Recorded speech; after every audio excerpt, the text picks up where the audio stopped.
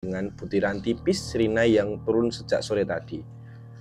Tidak deras, oleh karenanya kami tetap bergerak untuk melanjutkan pendakian malam itu. Di tengah perjalanan, kembali lagi di Yang Maha Info. Untuk kali ini, saya akan membacakan sebuah cerita horor pendakian yang berjudul Satu Suro di Sindoro. Nah, langsung saja kita simak ceritanya. Perkenalkan, namaku Jeffrey. Cerita yang akan aku bagikan kali ini tidak jauh dari hobiku, yaitu mendaki gunung. Mengingat kembali kejadian masa lalu yang kurang lebih 9 tahun lalu bukanlah hal yang mudah, apalagi menuangkan ke dalam sebuah cerita. Semoga pengalaman saya bisa menjadi pelajaran bagi pendengar semua. Bulan Oktober pada tanggalnya lupa, sekitar tahun 2015, aku dan beberapa teman tongkrongan yang iseng membuat organisasi pecinta alam berniat merencanakan sebuah pendakian ke Gunung Sindoro pada malam 1 Suro. Bukan tanpa alasan, karena tanggal 1 Suro juga merupakan hari libur nasional. Maka kami memanfaatkan hari libur itu untuk mendaki Gunung Sindoro. Alasan kami murni hanya karena itu, mendaki saja. Apalagi bertepatan dengan malam 1 Suro itu bukan menjadi sebuah alasan. Kami memang murni ingin mendaki saja. Kami bukan kelompok yang menekuni dunia mistis atau sejenisnya. Gunung Sindoro kami pilih karena kami memiliki kenalan yang berasal dari kaki Gunung Sindoro. Sebut saja namanya Supri.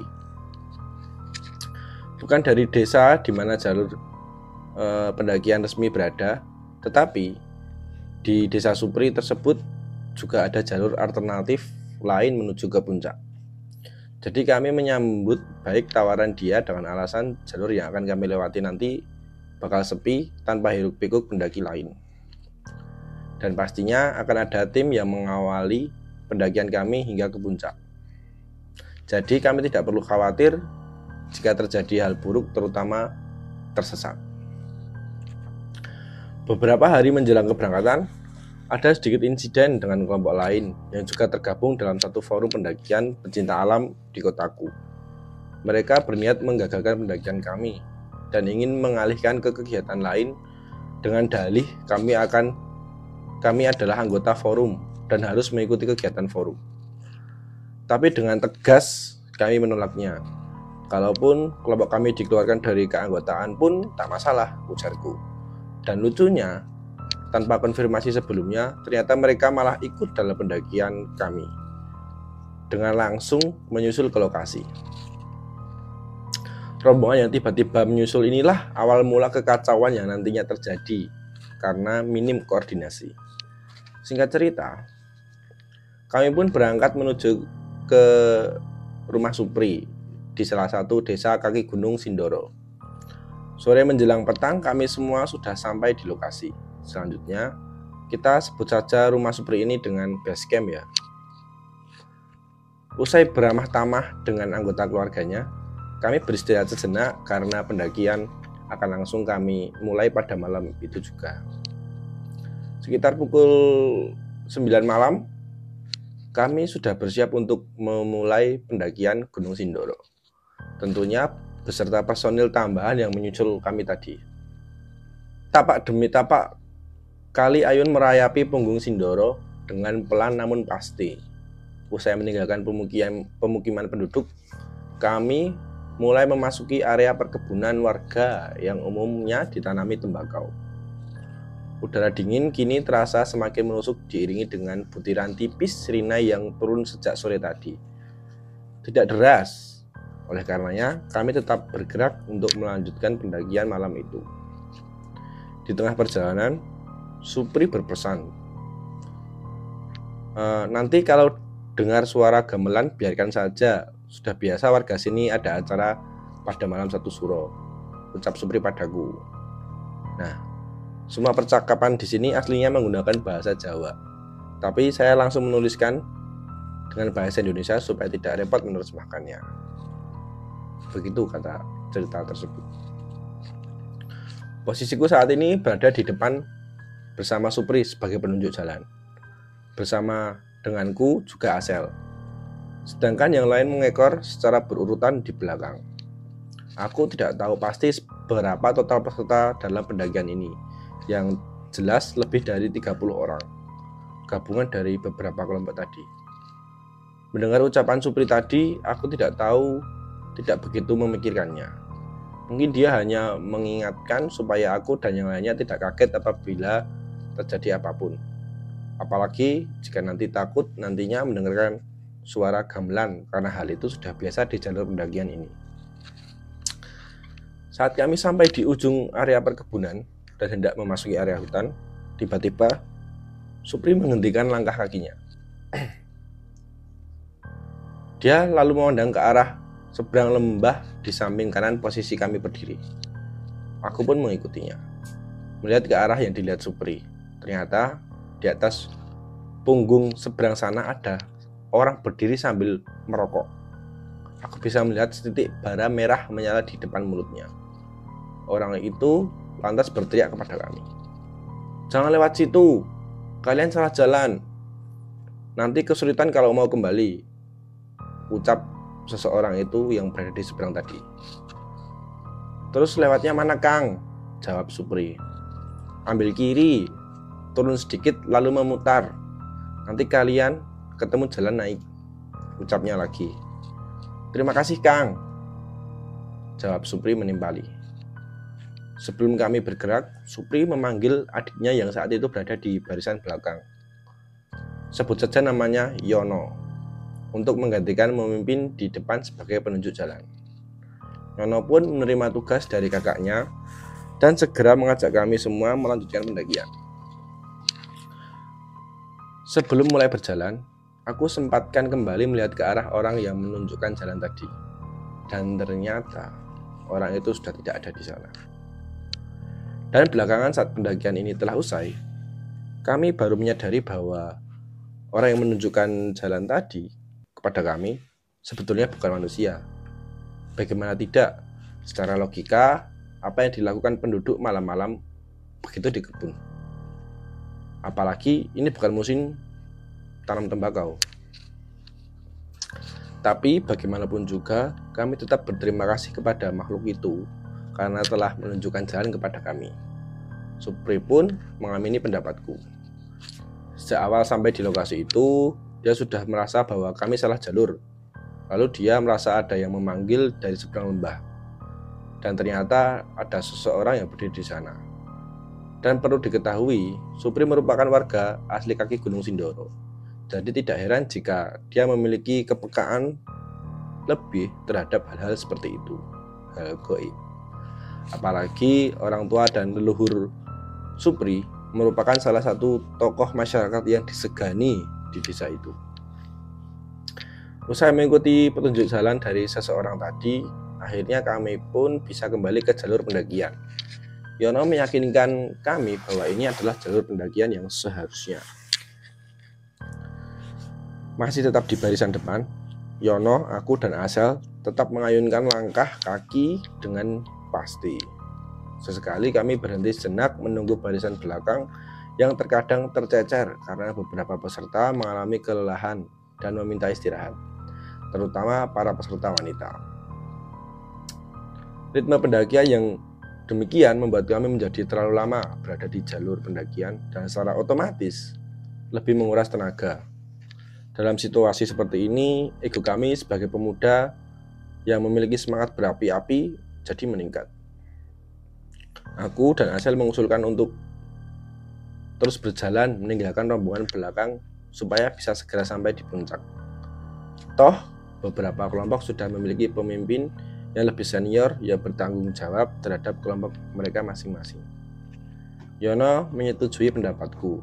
Setelah berkoordinasi singkat dengan Supri, kami memecah rombongan menjadi dua kelompok. Kelompok pertama yang memiliki stamina prima akan terus melanjutkan pendakian tanpa menunggu rombongan lainnya. Kelompok ini dipimpin oleh Yono, adik Supri. Sedangkan kelompok kedua juga terus berjalan sesuai ritme dan kemampuan mereka tanpa meminta ditunggu oleh kelompok pertama. Tapi dengan syarat, di setiap bagian rombongan harus ada pendamping dari tim lokal, dan Supri memimpin di kelompok kedua ini. Bersama kelompok yang memiliki kondisi fisik dan stamina prima, aku bisa dengan cepat melibas tanjakan demi tanjakan punggung Gunung Sindoro untuk segera mencapai puncaknya. Hingga suatu ketika rombongan kami telah sampai di bagian hutan Gunung Sindoro. Hutan yang masih cukup rimbun dengan dominasi pohon melanding gunung yang tidak terlalu besar namun tinggi. Yono menghentikan laju langkah kami dan menginstruksikan untuk break bersama. Mengingat kami sudah cukup lama jalan bersama, dan beberapa orang juga sudah mulai terlihat kelelahan meski mereka tidak mengakuinya karena gengsi. Break kali ini kami tidak membuat kopi, hanya menikmati air putih dan rokok saja, karena kami memang tidak berniat untuk berlama-lama di situ. Saat kami sedang asyik mengobrol, tiba-tiba sayupku dengar suara gamelan khas pertunjukan wayang. Kami semua saling pandang satu sama lain dan terdiam. Artinya kami semua mendengarnya. Tenang, itu desa sebelah memang ada pertunjukan wayang setiap malam 1 suro, ucap Yono memecah kesunyian. Kami pun lega. Artinya suara gamelan ini bukan berasal dari dunia gaib. Tidaknya begitulah pemikiran kami. Dirasa sudah cukup istirahat, kami sepakat untuk melanjutkan perjalanan. Saat kami hendak beranjak, salah satu temanku yang bernama Diki menemukan sesuatu tergeletak di tanah dan terinjak olehnya. Diki meraba bagian bawah sepatunya dan menemukan suatu benda. Setelah diambil dan diamati, ternyata benda itu semacam keris kecil sebesar telapak tangan dengan bentuk mirip salah satu tokoh pewayangan. Tetapi kami tidak mengetahui nama tokoh tersebut. Aku sempat ikut memegang benda tersebut, dan ketika berada di tanganku, aku merasakan ada semacam sentakan energi yang keluar dari benda itu. Bawa saja, tidak apa-apa. Jika memang itu rezekimu, benda itu akan terus mengikutimu. Tapi jika bukan, dia akan hilang dengan sendirinya, ucap Yono kepada Diki. Tapi gunanya untuk apa ini, Mas? Tanya Diki. Aku juga tidak tahu. Kalau memang ada manfaatnya, biasanya kamu akan tahu dengan sendirinya, jawab Yono. Mengikuti saran Yono, akhirnya Diki membawa benda tersebut dengan memasukkannya ke dalam ranselnya, dan kami pun bergegas melanjutkan perjalanan mendaki ini. Pendakian pun kami lanjutkan. Malam semakin pekat dan aura mistis gunung ini jadi semakin menebal. Entah karena efek dari benda yang ditemukan Diki tadi atau memang sudah kewajaran karena jalur ini memang sangat jarang dilalui. Bahkan saat ini hanya kelompok kami yang mendaki jalur ini. Ditambah lagi malam ini adalah malam 1 suro, malam puncak pesta dunia gaib menurut kepercayaan beberapa kalangan masyarakat. Semakin lama kami berjalan, rombongan depan yang tadi berisi 15 orang kini semakin terpecah menjadi 3 bagian, dikarenakan mulai terlihat perbedaan stamina dari masing-masing personil. Yono meyakinkan kami bahwa sudah tidak ada percabangan jalur. Jadi meskipun ada yang tertinggal, kami tidak perlu khawatir jika ada yang tersesat. Yang terpenting jangan ada yang tertinggal sendirian. Minimal harus ada yang menemani 1 orang. Seperti halnya diriku kini yang berada di tengah bersama Asel dan 2 orang lain teman kami. Sedangkan bagian depan bersama Yono sudah cukup jauh meninggalkan kami, dan bagian belakang juga berjarak lumayan jauh. Lumayan juga ya trek jalur ini, jarang ada bonus, nggak kayak jalur Kledung, ucapku di tengah percakapan kami saat beristirahat sejenak. Jalur Kledung sih memang lebih enak, cuma lebih jauh kayaknya, jawab Asel. Jadi kita mau nunggu yang belakang apa mau lanjut aja? Ucap Wisnu, salah satu teman yang tergabung di timku. Kalau dirasa cukup istirahatnya, ya mendingan lanjut aja sih menurutku. Takutnya kelamaan kalau kita nunggu, ntar malah jadi ngantuk. Menurut kalian gimana? Ucapku. Mereka semua menganggukkan kepala, tanda menyetujui pendapatku. Saat kami hendak beranjak, lagi-lagi kami kembali mendengar alunan musik gamelan. Kali ini suaranya terdengar lebih jelas, seolah berada tidak jauh dari tempat kami. Kami berempat saling pandang karena kaget. Kami mungkin memikirkan hal yang sama, yaitu suara gamelan ini bukan berasal dari satu desa di gunung ini. Karena kami sudah berjalan cukup jauh dari tempat tadi. Jadi rasanya tidak mungkin suara gamelan dari desa bawah sana bisa sampai sini. Apalagi sejelas ini. Jalan aja yuk Sel, kelamaan di sini, dingin, ucapku setengah berbisik kepada Asel. Asel mengangguk lalu segera beranjak dan kami pun mengikuti di belakangnya. Tak sampai 15 menit, tiba-tiba Asel menghentikan langkahnya. Aku yang tidak menyadari dia berhenti pun sempat menabraknya. Begitu pula Wisnu dan Anwar yang berada di belakangku. Kenapa Sel? Tanyaku. Ingat kejadian di Sumbing enggak? Ucapnya balik bertanya padaku. Iya, kenapa? Jawabku. Yang di depan sana mirip salah satu yang ada di Sumbing. Gede. Iya, jawab Asel singkat. Terus gimana? Gak tahu. Tunggu pergi kali ya? Ya udah doa aja. Kalian yang di belakang bantu doa ya, ucapku. Ada apa emangnya? Tanya Anwar. Biasa ada yang nunjukin kalau di sini tempat dia dan dia halangin jalan kita, jawabku.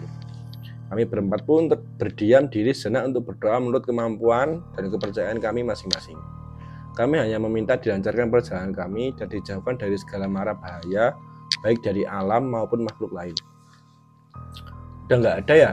Ucap Asel beberapa saat kemudian. Ya udah lanjut yuk, jawabku. Kami pun kembali melanjutkan perjalanan.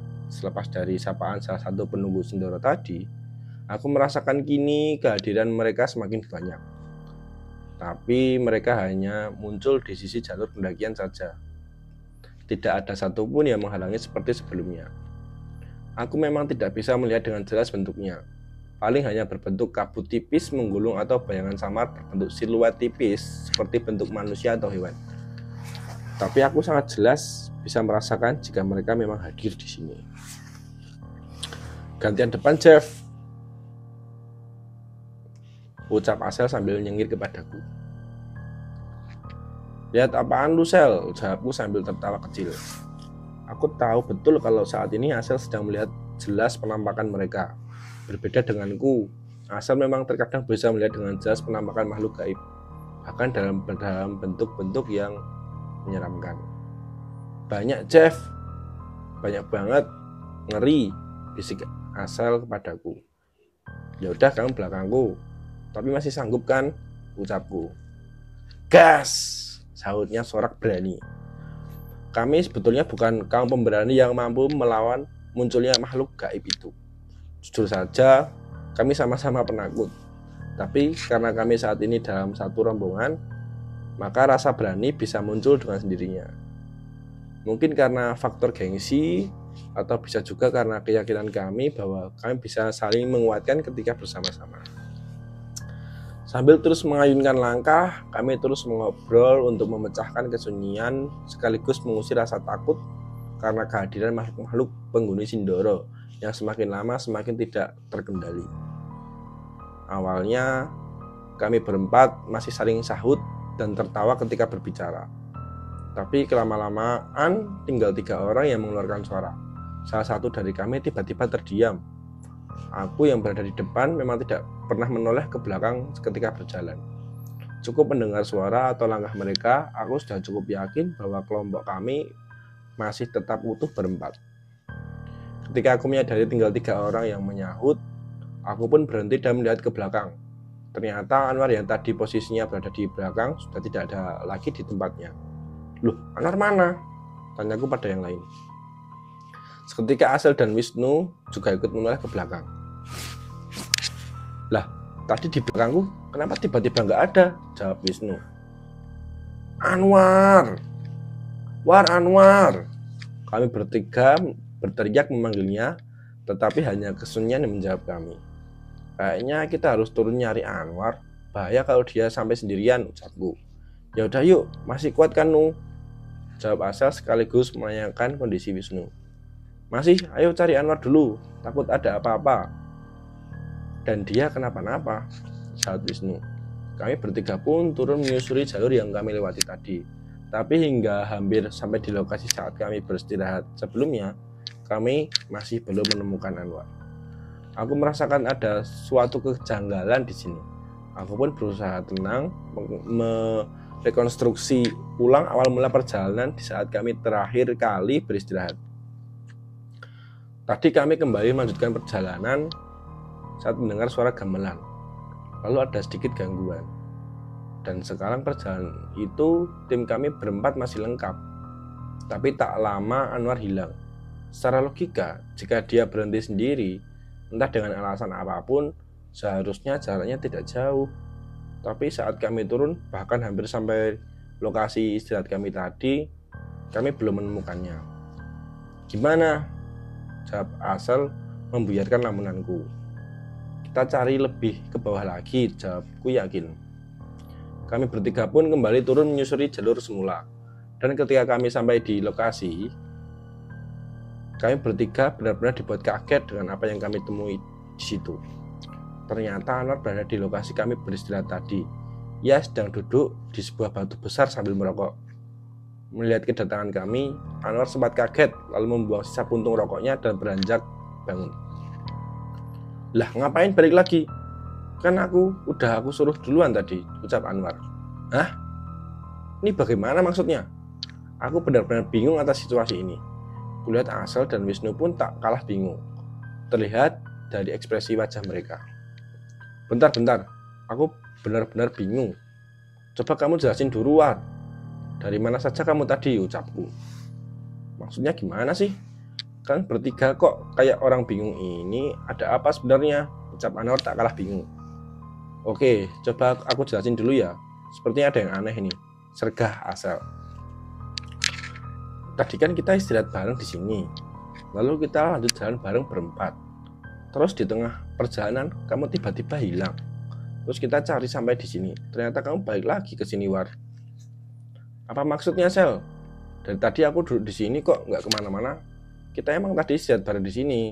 Terus kalian kan ngajak jalan lagi.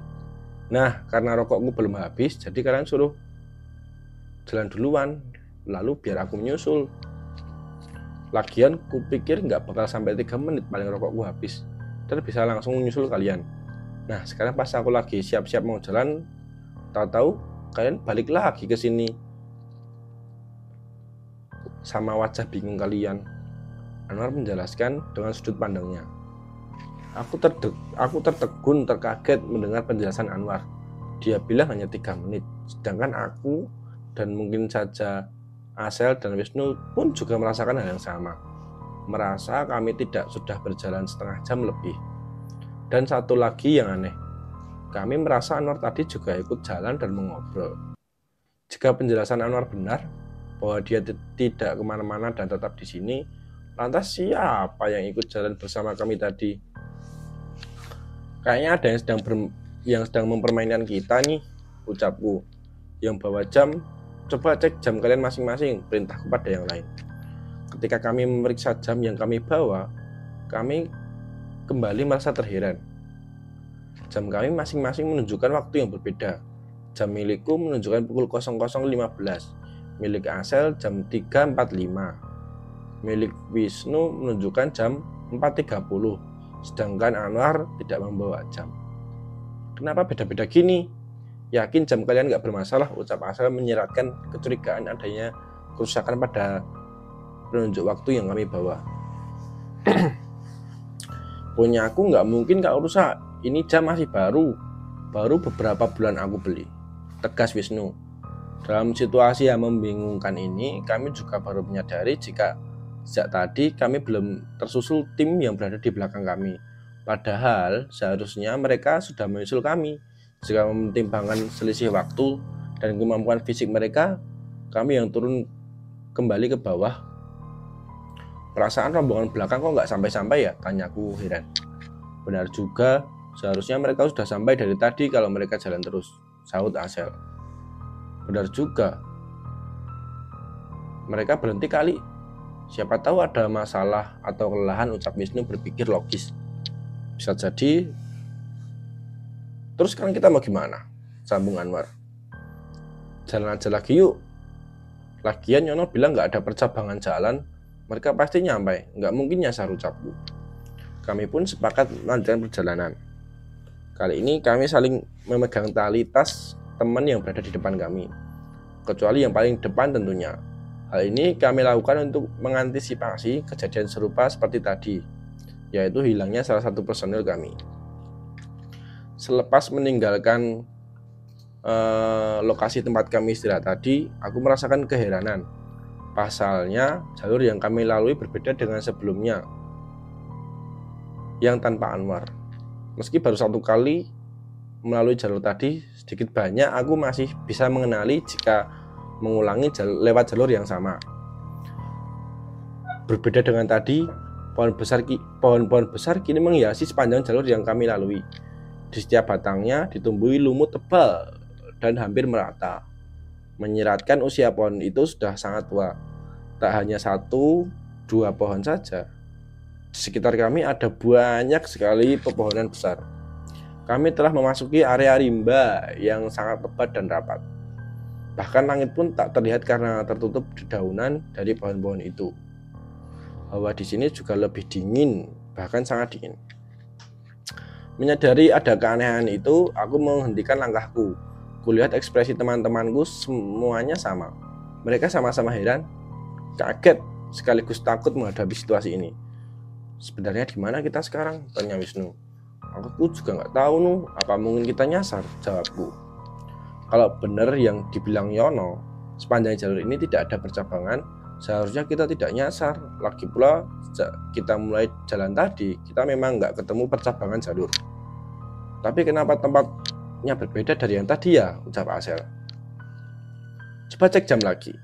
Ketika kami melihat penunjuk waktu kami masing-masing, kami kembali terkejut. Waktu yang ditunjukkan ternyata sama sekali tidak berubah dari terakhir kami melihatnya. 0.15 punya aku, jam 3.45 punya Asel, dan 4.30 punya Wisnu. Lah, aneh. Kenapa jamnya tetap sama ya? Ucap Wisnu sambil memukul jamnya. Sepertinya kita memang sedang diusilin ini. Kalau menurutku kita lanjut jalan aja, ikuti jalur ini. Kita lihat dulu ada apa di atas sana. Dan ingat jangan putus untuk tetap berdoa sebisa kita, saranku. Ketiga personil lain pun setuju. Jangan lepas pegangan kalian masing-masing. Tetap berjalan beriringan dan jangan sungkan meminta break kalau mereka kelelahan. Kita lalui situasi ini sama-sama dan kita harus keluar juga sama-sama, ucapku dengan yakin. Usai berdoa bersama memohon perlindungan dan keselamatan, kami pun melanjutkan perjalanan yang entah sampai kapan atau sampai di mana akan berakhir. Tak ada satupun makhluk gaib yang menunjukkan dirinya, tapi aku sendiri merasakan tempat ini benar-benar singup dan mencekam. Tak ku dengar pula suara binatang malam yang biasanya menemani setiap pendakian kami. Tempat ini benar-benar sunyi, hanya ada suara gesekan daun atau ranting akibat hembusan angin malam. Hingga beberapa waktu lamanya, kami semakin dalam memasuki hutan rimba ini. Di kejauhan, kulihat setitik cahaya berwarna jingga di arah depan. Seketika, kami semakin dekat dengan sumber cahaya itu. Tiba-tiba, kulihat ada seseorang yang duduk di pinggiran jalur yang kami lalui ini. Seseorang lelaki paruh baya, berjaket hitam dengan sebatang rokok menyala di sela jari tangannya. Postur dan pakaiannya mirip orang yang menunjukkan jalan kepada kami ketika kami hampir menyasar di area perkebunan awal pendakian tadi. Kalian mau kemana? Ucap orang itu. Kami sampai tepat di depannya. Ke puncak, Pak, jawabku. Mau ngapain ke puncak? Tanyanya lagi sedikit aneh. Ya nggak ngapa-ngapain, Pak. Kami hanya ingin menikmati keindahan alam saja, Pak, jawabku. Aneh memang manusia ini. Kalian rela bercapek-capek bahkan membahayakan nyawa sekedar untuk tujuan yang tidak jelas. Belum lagi seringkali mengotori tempat yang kalian datangi. Ucapnya diiringi tawa yang sedikit aneh. Kami tidak mengotorinya, Pak. Ya paling tidak, yang paling tidak kami berusaha tetap menjaga supaya tetap bersih, jawabku lagi. Aku tahu. Sudah, ayo ku antarkan kalian. Kalau terlalu lama di sini, kalian tidak akan bisa pulang, ucapnya sekaligus membuatku terkejut. Orang itu lantas beranjak dan mulai berjalan ke atas. Awalnya aku ragu apakah harus mengikutinya atau tidak. Aku tidak mengenalnya. Apakah aku bisa langsung percaya padanya? Tapi melihat penampilannya, dia bukan seperti orang jahat, bahkan lebih mirip warga perkampungan di kaki gunung ini. Tapi apa yang dia lakukan di atas gunung sendirian malam-malam begini? Berbagai pertanyaan berkecamuk di dalam kepalaku. Kulihat ketiga temanku juga diam, tak berkata sepatah kata pun. Bisa jadi mereka memikirkan hal yang sama denganku, atau mungkin saja mereka pasrah mengikuti alur situasi ini. Kami masih berjalan mengikuti orang misterius tadi, hingga kami sampai di sebuah gubuk kecil dengan lampu minyak yang menyala di depannya. Nampaknya cahaya yang kulihat tadi berasal dari lampu itu. Aku sempat berhenti di depan gubuk itu. Kurasakan badanku sudah teramat letih dan ingin beristirahat. Jangan berhenti di sini, jalan terus, ucap orang tadi ketika aku baru hendak memasuki gubuk itu. Tapi kami capek, Pak. Kita istirahat sebentar ya, pintaku. Kalian mau selamanya di sini, ucapnya dengan tegas dan membuat kami tersentak. Kami berempat saling pandang. Sepertinya kami memikirkan hal yang sama, yaitu kami belum sepenuhnya bisa mempercayai orang itu. Ayo jalan, ucapnya lagi. Kami seolah tidak mempunyai pilihan lain. Kalau kami tidak mengikuti orang itu, kami juga bingung dengan lokasi kami saat ini. Jadi kami memutuskan untuk mengikutinya saja. Siapa tahu memang dia hendak menunjukkan jalan kepada kami. Ketika aku hendak beranjak, sekilas aku melihat ke dalam gubuk itu, dan tiba-tiba terlihat sepasang mata menyala. Dia menatap padaku dengan tatapan yang amat tajam. Seketika aku pun terkejut dan merinding hebat. Jalan saja, jangan lama-lama di sini, ucapku kepada tiga temanku. Kami pun lanjut mengikuti orang misterius tadi. Kami terus berjalan menembus pekatnya malam dan rimbunnya hutan belantara ini. Belantara aneh yang tidak seperti khas Gunung Sindoro. Tak satu pun kata terucap dari mulut kami semua, seolah kami dibisukan oleh suasana yang mencekam ini. Suasana gelap, rimbun, sunyi, sangat sunyi malah. Bahkan tak satu pun suara binatang malam itu terdengar. Semuanya seperti lenyap. Tak kupungkiri, eksistensi makhluk gaib sangat kental di sini. Mereka seolah memperhatikan dan mengawasi kami. Beruntung tak satu pun dari mereka menampakkan diri. Hanya kelebatan bayangan berpindah-pindah dari satu pohon ke pohon lain, lalu menyelinap dan menghilang. Apa emang kayak gini ya jalur ini? Ucap Asel sedikit lirih di belakangku. Aku juga nggak tahu, Sel. Kalau jalur Keledung kan hampir semuanya terbuka, nggak ada pohon-pohon gede kayak gini, jawabku. Nanti kita tanya Nyono aja yang lebih tahu, sambungku. Orang misterius tadi menunjukkan jalan di depan kami, juga masih terus berjalan. Dia tidak sekalipun mengajak kami bicara atau menoleh kepada kami. Kami yang hendak berbicara padanya pun merasa sungkan. Bahkan sekedar menanyakan namanya pun kami tidak berani. Dia juga seolah tidak merasakan rasa lelah. Padahal medan jalur ini terus menanjak. Bahkan kami mengikutinya sudah hampir kehabisan nafas. Kami benar-benar telah letih terus untuk merayapi tanjakan demi tanjakan. Pak, tolong berhenti dulu sebentar. Kami sudah kelelahan, ucapku memberanikan diri dengan nafas yang tersengal-sengal. Dia pun berhenti, tetap tanpa menoleh ataupun berbicara. Dia tetap berdiri dan terus menatap ke depan. Merasa mendapatkan kesempatan istirahat, kami pun memanfaatkannya dengan sebaik-baiknya. Ku keluarkan botol air minum dan menenggak isinya. Lalu ku berikan kepada teman-temanku supaya mereka ikut minum juga.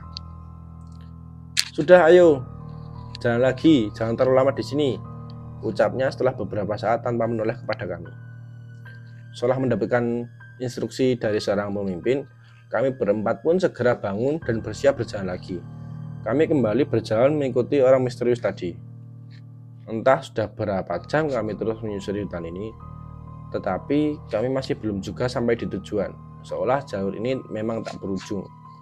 Melihat waktu pun percuma, karena penunjuk waktu kami masih tidak berfungsi sebagaimana semestinya. Sesekali memang beristirahat, dan semua itu atas permintaan kami, bukan atas instruksi orang misterius itu. Dia memang seolah tidak memiliki rasa lelah sama sekali, padahal sambil berjalan dia terus menghisap rokoknya. Hingga beberapa waktu kemudian orang itu tiba-tiba berhenti di depan kami. Lalu untuk pertama kalinya sejak memulai perjalanan ini, ia berbalik menoleh kepada kami lalu berkata, "Aku hanya bisa mengantar kalian sampai di sini saja. Kalian lanjutkan sendiri ya perjalanannya. Ingat pesanku, jangan sekalipun menoleh ke belakang. Jika bertemu seseorang yang menawarkan makanan, tolaklah baik-baik. Jangan sekalipun kalian menerima, apalagi memakannya," ucapnya. "Nanti jalan ini tembusnya kemana, Pak?" tanyaku. "Tujuanmu?"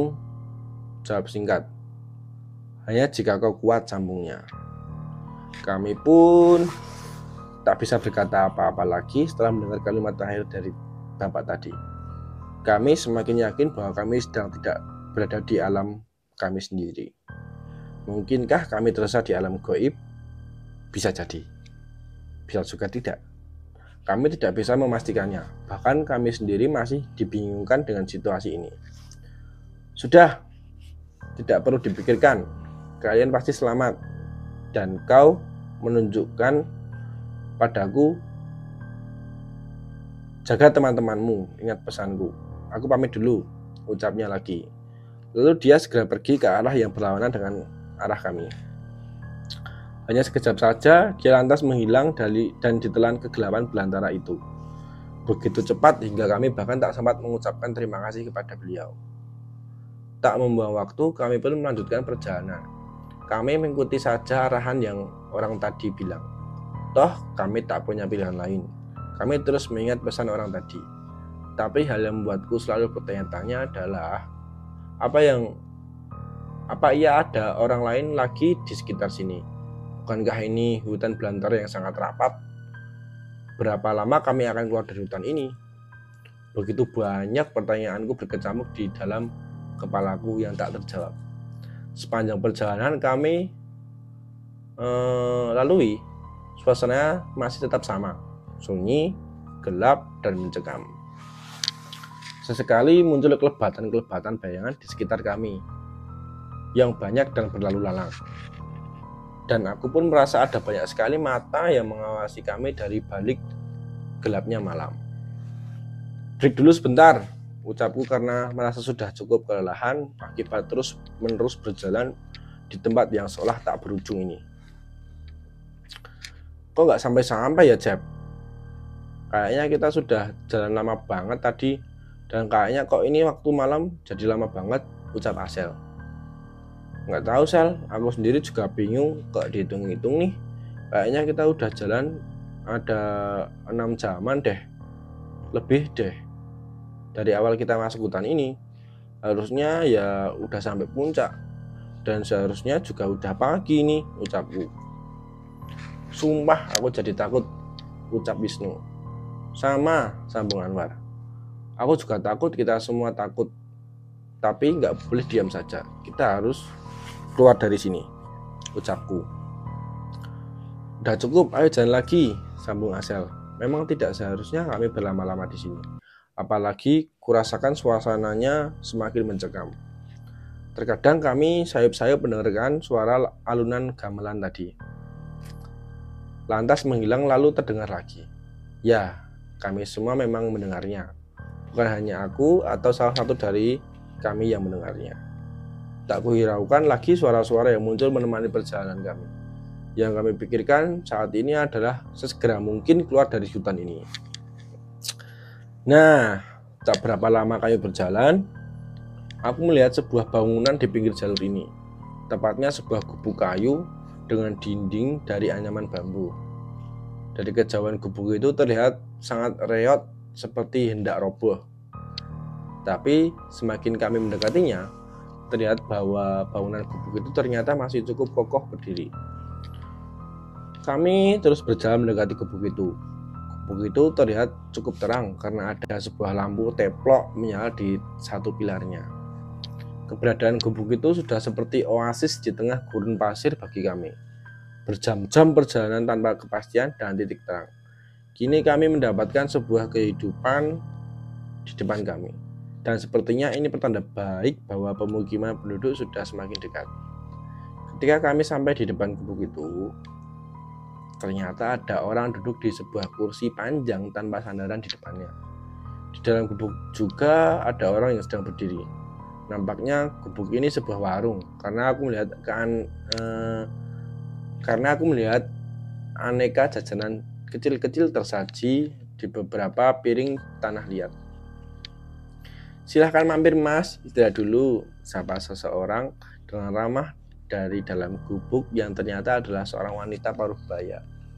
Mungkin dia penjaga atau pemilik warung itu. Usai mendengar sapaan pemilik warung tadi, tiba-tiba kurasakan perutku sangat lapar. Aku jadi tertarik untuk mencicipi jajanan yang tersaji itu. Berbagai jajanan yang sangat menggugah selera. Ada pisang goreng, singkong rebus, kacang rebus, dan bermacam-macam jajanan lain. Tak ada salahnya untuk beristirahat sebentar sambil nyemil-nyemil makanan ringan. Toh kami sudah berada di jalur yang tepat, dan ada beberapa penduduk lain di warung ini. Tapi ketika aku hendak mendekat untuk meraih jajanan di warung itu, tiba-tiba langkahku dihentikan oleh Asel. "Mau kemana?" ucap Asel. "Lapar Sel, istirahat dulu lah. Terakhir kita makan kan di base camp tadi," jawabku. "Ayo kita istirahat dulu di sini," sambungku. Asel belum merespon perkataanku, tapi kulihat genggaman tangannya di pergelangan tanganku semakin kuat. Kulihat Wisnu dan Anwar hanya tertegun memandangiku. "Enggak ingat apa yang dibilang orang tadi. Coba lihat lagi, Jeff," perintah Asel. Ketika aku kembali melihat ke arah warung tadi, ternyata hanya kegelapan yang ada di sana. Warung yang kulihat tadi sudah sirna. Yang lebih mengerikan, ketika aku arahkan cahaya senter ke arah tempat warung tadi, ternyata ada jurang menganga yang sangat dalam. Bahkan saat ku senter, tak terlihat pun dasarnya. Hanya sebuah jurang dengan kedalaman yang amat dalam. "Astagfirullahaladzim," ucapku. Beruntung Asel menyadari kejanggalan tadi dan segera mencegahku untuk mendatangi warung yang kulihat tadi. Jika tidak, mungkin saja aku sudah berakhir di dasar jurang yang tanpa ujung itu. "Ayo jalan lagi," ucap Asel. Kali ini gantian Asel yang memimpin di depan. Kami bertiga mengikutinya dengan tetap berpegangan pada tali ransel teman yang berada di depan kami. Kami terus berjalan menyusuri pekatnya malam itu, dan kesunyian belantara misterius ini tetap menemani. Tak terhitung lagi berapa banyak penampakan yang menyertai perjalanan kami tadi. Tepatnya, ketiga temanku ini juga seringkali melihat penampakan mereka. Sedangkan aku hanya melihat bayangan-bayangan yang sekilas tidak terlalu jelas. Tapi aura keberadaan mereka dapat kurasakan dengan sangat amat jelas. Semakin lama, hutan ini semakin terbuka. Pohon-pohon besar yang tadi sangat rapat menjadi semakin jarang. Medan yang kami lalui sekarang pun menjadi semakin landai. Bukan lagi tanjakan-tanjakan curam yang menguras tenaga dan menguji kekuatan otot paha dan betis kami. Kini kami mulai memasuki hamparan padang rumput yang terlihat sangat amat luas. Pohon-pohon besar pun sudah tidak ada lagi. Dari kejauhan, tepat di depan kami terlihat beberapa titik cahaya. Semakin kami mendekatinya, titik-titik cahaya itu terlihat semakin jelas dan menunjukkan bentuknya yang sebenarnya. Titik-titik cahaya itu ternyata adalah hamparan lampu dari perkampungan kecil. Kami menjadi semakin heran. Apakah kami sudah sampai di perkampungan kaki gunung? Padahal seingat kami tadi berjalan terus menanjak. Tak beberapa lama kami menemukan persimpangan jalan. Ada 2 arah di hadapan kami dan kami harus memilih salah satunya. Salah satu arah itu di sebelah kanan terlihat sedikit terbuka, seolah sering dilewati. Sedangkan arah lainnya di sebelah kiri terlihat sedikit rimbun dan banyak ranting-ranting yang menghalangi, seolah jalan itu sudah lama tidak dilalui. Kami berhenti di sini, memikirkan arah mana yang harus kami ambil. Dan dari kedua percabangan jalur itu tidak terlihat arah mana yang nantinya bisa menuju ke perkampungan yang tadi terlihat. Bukannya tadi Yono bilang tidak ada percabangan di sepanjang jalur ini ya? Ucap Wisnu. Memangnya kita tadi masih di jalur yang sama? Kalau aku yakin sih kita sejak tadi sudah melenceng. Jadi wajar kalau jalur ini sudah tidak sesuai dengan petunjuk Yono, jawabku. Benar juga sih. Terus kita jalan kemana? Timbal Asel. Kalau kalian melihat perkampungan di depan sana enggak? Tanyaku pada mereka dan mereka semua mengangguk memandangiku, juga menandakan bahwa juga melihat apa yang aku lihat. Memangnya sejak menemui hutan tadi dengan vegetasi pohon-pohon besar tadi, aku sudah tidak yakin bahwa kami masih melalui jalur yang benar. Apalagi banyak kejanggalan yang tadi kami temui. Jadi aku pun tidak yakin bahwa perkampungan itu juga sebuah kewajaran. Usai berpikir beberapa saat, aku sudah punya keputusan mau memilih jalur yang mana. Tapi aku harus membicarakan dulu dengan mereka dan mengambil keputusan bersama. Kalau menurutku kita ambil yang kiri aja. Memang jalurnya terlihat hampir tertutup. Tapi melihat arah kanan yang terlihat seperti mulus saja, aku takut ini sebuah jebakan yang memang sengaja mengarahkan kita ke sana. Bagaimana menurut kalian? Aku sama-sama ragu dengan kedua jalur ini. Tapi kalian melihat keanehan sepanjang perjalanan tadi, aku setuju denganmu, Jeff. Kalian bagaimana? Jawab Asel. Aku ikut aja lah, mau kemana? Udah capek mikir yang aneh-aneh dari tadi. Wisnu pasrah. Sama, sahut Anwar. Ya udah kita berdoa dulu, semoga pilihan kita tidak salah. Saya berdoa, kami pun melanjutkan perjalanan ke arah yang kami pilih. Kami masih ada keraguan.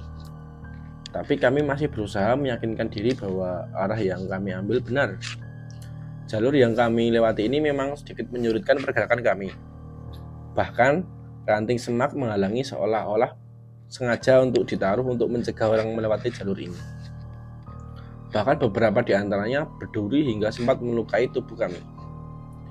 Hal itulah yang sempat membuat kami semakin ragu. Tapi kami tetap melalui jalur ini dan terus meyakinkan diri bahwa pilihan kami ini benar. Beberapa saat kemudian, ketika kami masih berjibaku dengan ranting-ranting dan semak-semak yang menghalangi pergerakan kami, tiba-tiba datang kabut tebal menyelimuti area kami. Kabut ini sangat pekat hingga benar-benar menghalangi pandangan kami. Bahkan cahaya senter pun tak mampu menembusnya. Kami terpaksa harus menghentikan langkah kami dikarenakan datangnya kabut pekat ini. Tak ada yang bisa kami lakukan selain hanya menunggu kabut ini menipis atau lebih baik lagi hilang. Hingga saat kami dikejutkan dengan munculnya suara derap langkah terdengar di sekitar kami. Mereka hanya berjalan di sekitar kami, mengelilingi tempat kami tanpa sekalipun menunjukkan bentuknya. Ketika aku mengarahkan cahaya senter pun tak ada hasilnya. Cahaya senter yang kubawa tak mampu menembus pekatnya kabut di sekitar kami. Dalam himpitan rasa takut, kami tak mampu berbuat apa-apa. Semua pilihan sama-sama sulit dan beresiko. Jika kami nekat lanjut atau kabur, juga berbahaya karena kami tidak mengenal wilayah dan kontur dari tanah di sekitar sini. Ditambah adanya kabut tebal menyelimuti, jelas akan mengacaukan kemampuan orientasi kami. Diam di tempat pun sama juga. Kami tidak tahu makhluk apa yang meneror kami dengan suara langkah mereka. Meski tidak menampakkan wujudnya, kami tetap saja khawatir karena membahayakan kami. Dalam suasana mencekam, dengan hati yang kalut, tiba-tiba suara langkah itu terdengar cepat. Lalu suara yang terdengar teratur itu tiba-tiba jadi tak beraturan, kemudian perlahan-lahan menghilang, seolah menjauh. Entah apa yang terjadi. Aku yang penasaran dengan apa yang sebenarnya terjadi, mencoba mengarahkan senter ke beberapa arah. Siapa tahu ada petunjuk yang memberitahu mengenai kejadian barusan, atau petunjuk arah perjalanan kami. Pada suatu titik, aku menghentikan gerakan tanganku dan mencoba fokus ke cahaya yang kuarahkan karena pandangan mataku menangkap sesuatu. Dalam cahaya yang terbias kabut, samar kulihat seperti ada seseorang yang berdiri di sana. Jaraknya tidak dekat, tapi juga tidak terlalu jauh. Tapi posisi orang ini seperti berdiri melayang karena tak kulihat kakinya menampak di tanah ataupun batu. Aku mencoba lagi memfokuskan pandanganku, tapi tetap saja hanya bayang-bayang samar yang mampu kulihat. Meski begitu, aku tetap bisa mengenali bahwa itu sesosok manusia, bukan bentuk makhluk yang aneh. Perlahan kulihat tangannya bergerak ke depan lalu menunjukkan ke arahku. Aku pun bergerak mendekatinya supaya bisa lebih jelas dan memahami apa yang dimaksudnya. Mau kemana? Ucap Asa menyadari gelagatku. Itu ada orang, Sel. Siapa tahu bisa nolong kita, jawabku. Orang apa? Mana ada? Dari tadi nggak ada apapun di situ. Jangan aneh-aneh kamu, Jeff. Bahaya, kata Asel. Aku tak mengindahkan peringatan Asel. Masih berusaha mendatangi sosok itu. Ketika kembali kuarahkan cahaya senter padanya, sosok itu telah lenyap entah kemana. Dan sejak hilangnya sosok itu, perlahan kabut itu menghilang, menyisakan halimun tipis yang tidak terlalu mengganggu jarak pandang. Aku masih bertanya-tanya dalam hati mengenai sosok itu. Tapi yang kurasakan adalah dia bukan membawa niat jahat kepada kami. Aku juga merasa dia bukan orang misterius yang sebelumnya menolong kami. Dia sosok yang berbeda. Melihat kondisi sedikit membaik, setidaknya sudah tidak ada kabut yang tebal tadi. Kami pun memutuskan untuk melanjutkan perjalanan. Kami terus menyusuri jalan setapak di antara semak belukar yang terkadang batang-batang keringnya yang menghalangi jalan kami. Jalanan ini masih terus saja menanjak. Kami sudah tidak namun sudah tidak seterjal sebelumnya. Sesekali masih ada beberapa penampakan penghuni gunung itu menunjukkan eksistensinya. Semakin lama semak belukar itu di sekitar kami terlihat semakin rapat dan tinggi. Meski sudah tidak ada lagi penghalang di sepanjang jalur ini, hingga tak lama kemudian kami sampai di semacam terowongan yang terbentuk dari semak yang ditembus bagian tengahnya. Terowongan ini seperti berkelok karena tak terlihat ujungnya, dan di seberang sana mirip sebuah labirin. Kami pun kembali melanjutkan perjalanan dengan penuh semangat, meski tetap diliputi rasa lapar di perut kami. Sekitar 1 jam berikutnya, kami memasuki area yang mendatar. Di kejauhan kami melihat beberapa orang. Semakin kami mendekatinya, semakin terlihat ada banyak orang di sini. Dan kami jadi semakin lega karena pada akhirnya kami menemui orang-orang yang kami kenal. Salah satunya Yono. Ketika kami sampai di tempat yang paling atas, aku baru bisa mengenali bahwa ini adalah puncak Gunung Sindoro. Tapi dari sisi yang lain, bukan dari sisi jalur Kledung. Seketika kami berempat pun sujud syukur karena masih diberikan keselamatan dan bisa sampai di puncaknya.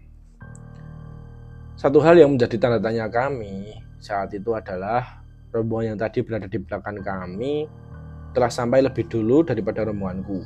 Padahal aku dan ketiga temanku tadi tidak merasa sedikitpun didahului oleh mereka. Itu artinya kami memang tidak melalui jalur yang sama dengan jalur yang mereka lalui. Entah kami tadi masih di alam nyata atau alam lain, kami pun tidak mampu memastikannya. Usai menikmati sarapan, aku menyempatkan cerita kepada Yono mengenai kejadian yang kualami semalam. Tapi Yono tidak memberikan jawaban ataupun penjelasan. Dia hanya bilang nanti setelah sampai rumah baru kita bercerita. Yang penting nanti saat turun kami harus berjalan bersama, jangan sampai terpisah-pisah lagi supaya tidak terjadi hal yang tidak diinginkan. Memang saat itu masih ada beberapa personil pendakian ini yang belum sampai puncak, tapi kami sengaja tetap turun, dan ketika kami bertemu di jalur mereka, kami pun sekalian mengajak mereka untuk turun juga. Mempertimbangkan waktu, maka lebih baik mereka tidak melanjutkan pendakian ke puncak karena waktu yang tidak memungkinkan. Perjalanan turun kami cukup lancar. Kami berempat bingung terheran-heran bahwa kami berempat tidak menemukan tempat-tempat yang kami lalui semalam, seperti labirin semak, hutan rimba, dan yang lain-lainnya sama sekali tidak ada. Ketika aku edarkan pandanganku ke sekeliling, aku pun tidak menemukan tanda-tanda area yang kami lalui semalam, dan hal itu sukses membuatku merinding. Tak mau memikirkan hal itu lagi, aku pun memilih diam dan tidak membahasnya lagi. Lebih baik kami semua segera turun dan segera sampai di base camp. Di tengah perjalanan turun, kami bertemu personil lainnya yang tercecer. Mereka pun setuju ketika kami mengajak turun. Selepas maghrib, kami telah sampai di base camp. Kami pun segera membersihkan diri. Nah, ketika Asel baru masuk kamar mandi dan aku mengantri di depannya, tiba-tiba dia kembali membuka pintu kamar mandi dan berbicara denganku. Aku menemukan ini di kantong celanaku, ucapnya sambil menunjukkan sebuah cincin berhias batu berwarna merah. Yakin bukan punyamu, ucapku. Bukan, aku tidak pernah memiliki cincin seperti ini. Tadi di puncak pun sampai turun, aku tidak merasa ada sesuatu di dalam kantong celanaku. Aku baru menyadarinya ketika hendak mandi. Penjelasannya tadi. Ya udah, kita tanyain sama Bang Supri aja, ucapku. Satu lagi keanehan di sini, Asel tidak merasa membawa benda tersebut. Bahkan dia merasa tidak pernah memiliki benda seperti itu. Tapi ketika turun dari Gunung Sindoro, tiba-tiba benda itu sudah ada di kantong celananya. Usai kami mandi dan menemui Supri, kami pun bercerita mengenai kejadian-kejadian yang kami alami semalam sekaligus menanyakan tentang benda yang ditemukan oleh Asel di kantong celananya.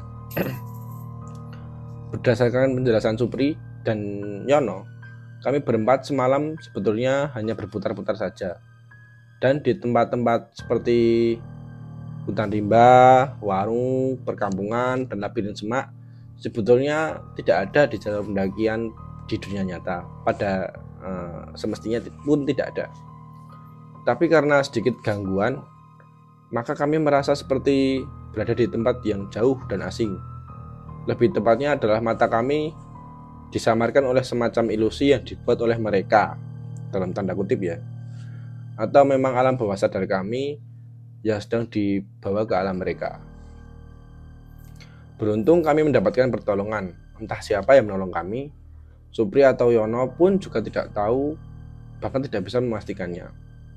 Tapi kami perlu mensyukuri saja bahwa kami telah berhasil keluar dari hutan itu dengan selamat.